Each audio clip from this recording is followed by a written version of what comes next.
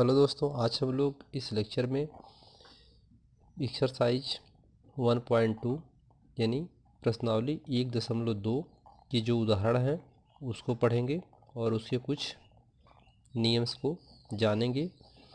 इसके पहले वाले एक्सरसाइज जो है 1.1 उसको हम लोग पढ़ चुके हैं। उसके उदाहरण और उसकी जो परिभाषाएँ थी वो आपको बताया जा चुका है। तो परिमेय संख्या इसके पहले वाले लेक्चर आपको बताया गया है। तो यहाँ पर थोड़ा सा बताना ज़रूरी है, जो संख्या p/q के रूप में लिखी जा सके उसे परिमेय संख्या कहते हैं। q not is equal to 0 और p और q जो होते हैं वो प्राकृतिक संख्याएं होती हैं। यानी जैसे p/q के रूप में लिखा जाए उसे क्या कहते हैं, परिमेय संख्या कहते हैं। जैसे 2 तो बटा 1 कर सकते हैं, तो q की वैल्यू क्या है, 1 है और p की वैल्यू 2 है। तो यहाँ पर 2/1 क्या है, परिमेय संख्या है। इसी को आप -2/1 भी लिख सकते हैं, लेकिन 2/0 नहीं लिख सकते हैं, क्योंकि हम जानते हैं कि परिमेय संख्या में q not is equal to 0 होता है। q 0 के बराबर नहीं होना चाहिए, तो q यहाँ पर क्या हो गया, 0 हो गया, इसलिए ये परिमेय संख्या नहीं हो सकती है। ठीक है, ये परिमेय संख्या है आपकी, ये परिमेय संख्या है। ठीक है, अब इसमें p और q जो होते हैं, p q ये सब प्राकृतिक संख्याएं होती हैं। 1 2 3 4 5 ऐसे ये सब क्या होते हैं, प्राकृतिक संख्याएं होती हैं p और q। ठीक है, तो ये तो हुआ परिमेय संख्या जो बट्टे में लिखा जा सके। परिमेय संख्या आप ऐसे और भी संख्याएं लिख सकते हैं, पीछे आपको बताया गया है। 5/2 भी लिख सकते हैं। ठीक है, 10 बटा आप 4 भी लिख सकते हैं। ऐसे बहुत सारी संख्याएं हैं, प्लस या माइनस में लिख सकते हैं। इसके बाद आता है अपरिमेय संख्या। अपरिमेय संख्या किसे कहते हैं, वे संख्याएं जो p/q के रूप में न लिखी जा सके अपरिमेय संख्या कहलाती है। यानी q not is equal to 0। अब बात है कि यहाँ पे कि p/q के रूप में न लिखी जा सके, यानी p/q तो हो, लेकिन यहाँ पर कह रहा है कि p/q के रूप में न लिखी जा सके। परिमेय संख्या किसे कहते हैं और अपरिमेय संख्या। देखिए, परिमेय संख्याएं जो बटे में होगा, जैसे 5/2 है और एक संख्या ले लेते हैं 1/3, तो 5/2 में अगर 5 में 2 से भाग दिया जाएगा तो 2 दूनी 4 यानी 2 2 जा 4, 1 आएगा। डेसिमल बढ़ाएंगे, 0 उतारेंगे तो क्या मिलेगा, 2 5 जा 10, अर्थात 2 5 10 आ जाएगा। तो ये दशमलव के कुछ अंक के बाद जा कर के कट जाए तो उसे परिमेय संख्या कहते हैं। और अपरिमेय संख्या जो दशमलव के बाद जा कर के न कटे उसे क्या कहते हैं, अपरिमेय संख्या कहते हैं। जैसे 3 का भाग 1 में नहीं जाएगा तो क्या करेंगे, 0 बढ़ा करके दशमलव बढ़ाएंगे, 0 उतारेंगे तो 3 3 9 अर्थात 3 3 जा 9, 1 आएगा। फिर 0 उतारेंगे, 3 3 जा 9, ऐसे 1 आता रहेगा। यह मान इनफाइनाइट आएगा तो इसे बार लगा छोड़ देते हैं। तो जिसका मान अनंत आता हो उसे क्या कहते हैं, अपरिमेय संख्या कहते हैं। लेकिन दोनों बटे के ही रूप में रहते हैं, लेकिन इसको आप बटे के रूप में p/q के रूप में नहीं लिख सकते हैं। ठीक है, इसमें भी अपरिमेय संख्या में भी q not is equal to 0, q 0 के बराबर नहीं होना चाहिए। तो ये परिमेय और अपरिमेय संख्याएं होती हैं। तो अपरिमेय संख्याएं कि जिसका मान अनंत आता हो, वह कटता न हो, उसे क्या कहते हैं, अपरिमेय। तो ऐसे करड़ी में 2 है, करड़ी में 3 है, पाई है, ऐसे करड़ी में 5 है। ठीक है, करड़ी में 13 है। तो जिसका वर्ग न बन पाए, यानी वर्गमूल ही न हो, वह बार बार उसका मान अनंत आता रहे, तो वो क्या कहलाती हैं, अपरिमेय संख्याएं कहलाती हैं। इसके बाद अगला है वास्तविक संख्याएं। वास्तविक संख्याएं सभी परिमेय तथा अपरिमेय संख्याएं वास्तविक संख्याएं कहलाती हैं। तो इनको हम संख्या रेखा पे दर्शा सकते हैं, वास्तविक संख्याओं को। तो अब यहाँ पे हम लोग परिमेय और अपरिमेय जो भी संख्याएं हैं अर्थात वास्तविक संख्याएं संख्या रेखा पर दर्शाई जाएंगी। संख्या रेखा पर उदाहरण नंबर 3 है। संख्या रेखा पर करड़ी में 2 का स्थान निर्धारण यानी को निरूपित कीजिए। यानी करड़ी में 2 को संख्या रेखा पर हमें दर्शाना है। तो इस अपरिमेय संख्या को किस प्रकार से हम लोग दर्शाएंगे संख्या रेखा पर, उसको देखते हैं। तो सबसे पहले हम लोग करड़ी में 2, जो करड़ी में 2 दिया है, करड़ी में 2 दिया है, तो करड़ी में 2 का पहले इसको 2 लिख लीजिए। करड़ी भूल जाइए, केवल 2 लिखिए। तो 2 का क्या कर सकते हैं आप, इसको प्राकृतिक संख्या बनाइए, 1 + 1 लिख सकते हैं। ठीक है, तो इसको इतना लिख सकते हैं, ये आपको समझने के लिए है। तो करड़ी में 2, अब करड़ी में 2 को आप लिख सकते हैं।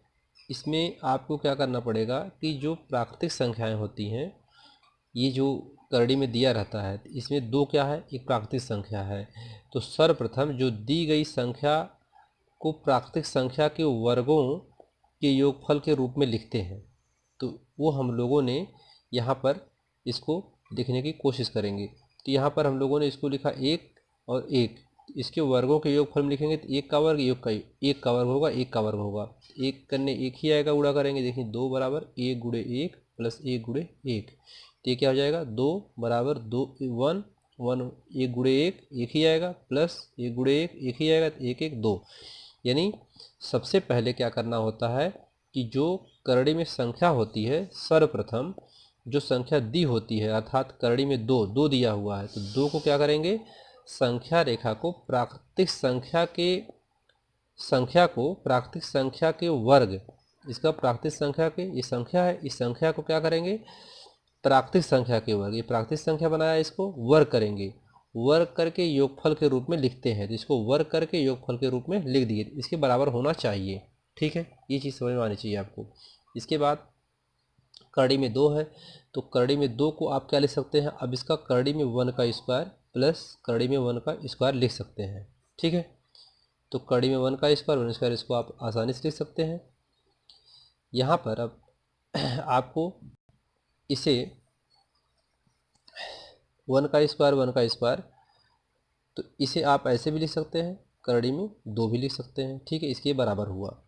अब इसे 1 और 1 इकाई लिया गया है, यहाँ पर कितना इकाई लिया गया है, 1 और 1 इकाई लिया गया है। तो संख्या रेखा पर इसे अब आपको दर्शाना है। तो संख्या रेखा के लिए इसको पहले क्या करेंगे, इसको ड्रा करेंगे। ठीक है, तो पहले लाइन ड्रा करेंगे,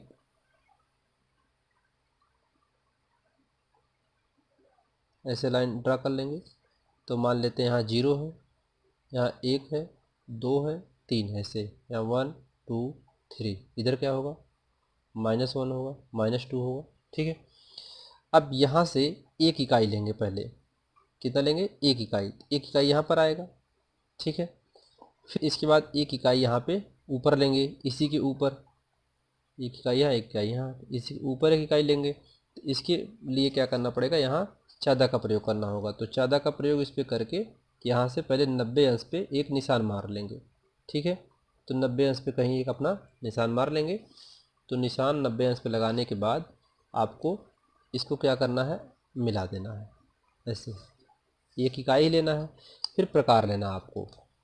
ठीक है, प्रकार लेना है, प्रकार लेकर के यहाँ से आपको 1 इकाई जितना ये है उतने का आर्क लगा देना है यहाँ से।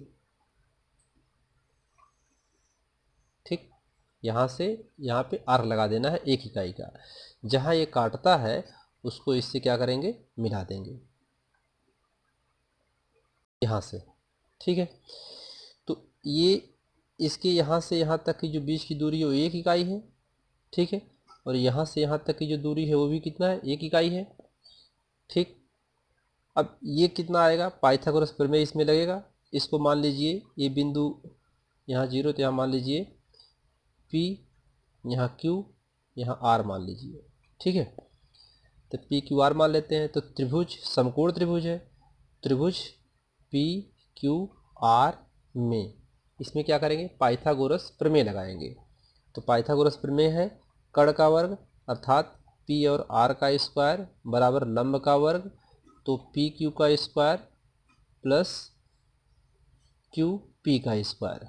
ठीक है, ये क्यू आर का स्क्वायर या आर क्यू का स्क्वायर। ठीक है, इसका स्क्वायर प्लस इसका स्क्वायर बराबर कर्ण का स्क्वायर होता है।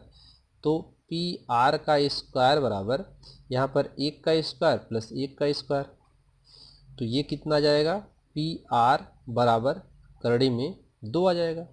इसको करेंगे आप, यहाँ कड़ी लेकर के आएगा 2 आएगा, इसका मान कितना आ गया, करड़ी में 2 आ गया। अब जितना मान ये आया है यहाँ पर प्रकार रख करके यहाँ से आर लगाएंगे।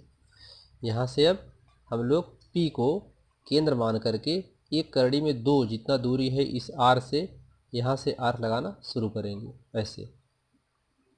तो ये देखेंगे कि यहाँ पर कोई एक बिंदु है, मान लेते हैं ये बिंदु जो है, ये वाली बिंदु मान लेते हैं ये बिंदु ए है।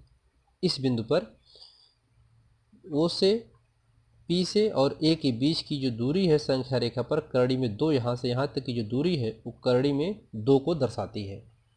ठीक है, यहाँ से यहाँ तक की जो दूरी है वो करड़ी में 2 को दर्शाती है। ठीक, अब ये आपको इतना समझ में आ गया होगा कि कैसे करना है। पहले एक इकाई लेंगे। पहले क्या करेंगे कि जो संख्या दिया हुआ है, यानी संख्या क्या दिया है, करड़ी में 2 दिया था, तो करड़ी में 2 के जो संख्या दिया रहता है इसमें 2 दिया है, तो सर्वप्रथम जो दी गई संख्या होती है, दी गई संख्या को प्राकृतिक संख्या के वर्ग के योगफल के रूप में लिखते हैं। तो उसको ऐसे लिख देते हैं। फिर इसके बाद उसको यहाँ पर संख्या रेखा पर दर्शाते हैं। तो यहाँ पर एक इकाई और एक इकाई, एक इकाई यहाँ पर लिए, फिर एक इकाई यहाँ पर इकाई प्रकार की इच्छादा की सहायता से 90 अंश पे मार लगाया, फिर आर लगा के इसको काटा, फिर इसको मिलाया। ठीक है, फिर इसको दोनों को पाइथागोरस प्रमेय से जितनी दूरी आई है निकाल करके पाइथागोरस प्रमेय से करड़ी में 2, यहाँ पर इसको मिला दिया। ठीक है, करड़ी में 2 आया। इसे हम अब संख्या रेखा, इसको अब पी आर की दूरी करड़ी में 2 आ गई थी। यहाँ से फिर पी से केंद्र मान करके प्रकार की सहायता से यहाँ पे क्या किया, आर लगाया, जो ए बिंदु पर मिलता है संख्या रेखा पर। ठीक है, 2 से पहले और 1 के बाद मिलता है। ठीक है, तो किस पे मिलता है, ए बिंदु पर मिलता है। पी और ए जो बीच की दूरी है यह करड़ी में 2 की दूरी को दर्शाता है। ठीक है, अब इसे आप कैसे पूरा सही से लिखेंगे इसको हम आपको बता दे रहे हैं। इसको आप लिखेंगे पहले कि करड़ी में 2, करड़ी में 2 को 2 संख्या को 2 संख्या को प्राकृतिक संख्याओं के वर्ग के योगफल, ये आपको समझने के लिए बताया जा रहा है, योगफल के रूप में लिखने पर तो आप क्या लिख देंगे, यहाँ से आप लिख देंगे कि 2 बराबर 1 + 1, यानी 1 का स्क्वायर 1 का स्क्वायर। ठीक है, अब ये स्क्वायर बन गया इसका, या इसको आप फिर करड़ी में 2 को क्या लिख सकते हैं आप, 1 का स्क्वायर प्लस करड़ी में 1 का स्क्वायर। फिर ये क्या हो जाएगा, करड़ी में 2 बराबर, ये भी हो जाएगा करड़ी में 2 के बराबर हो जाएगा। हमको क्या मिला, एक इकाई मिला।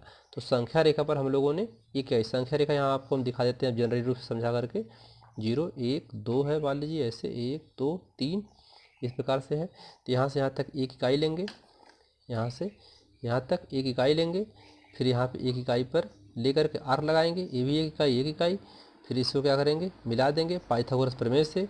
ठीक है, इसको पी क्यू आर मान लेंगे जहाँ भी आएगा, फिर यहाँ से ऐसे आर लेंगे, ऐसे ऐसे मिला देंगे, जहाँ पर आएगा उसको कोई बिंदु मान लेंगे। ये बिंदु जो नाम दिया गया अपने आप से आप नाम दे सकते हैं, इसका XYZ भी आप लिख सकते हैं, कुछ भी लिख सकते हैं आप। तो इसे ये जो दूरी है पी और ए, ये क्या है, करड़ी में 2 को निरूपित करता है। ठीक है, तो यहाँ पर पाइथागोरस आप प्रमेय लिखेंगे। ठीक है, तो यहाँ पे आप को ये लिखना पड़ेगा कि संख्या रेखा पर ओ पी क्यू, पी और क्यू है, पी क्यू बराबर 1 इकाई तथा आप लिखेंगे कि क्यू पर लंब 1 इकाई, कितना है, 1 इकाई है, क्यू पर लंब कितना लिए, 1 इकाई। ठीक है, खींचा। अब पाइथागोरस प्रमेय से पी और आर की दूरी निकाला। ठीक, जो करड़ी में 2 को संख्या रेखा पर ए पी और ए बिंदु निरूपित करता है। ठीक है, तो इतना आप लिखेंगे। उम्मीद करते हैं कि आपको एग्जाम्पल समझ में आया होगा। इसके अगले लेक्चर में आपको उदाहरण नंबर 4 और एक्सरसाइज के कुछ सवाल बताए जाएंगे। धन्यवाद।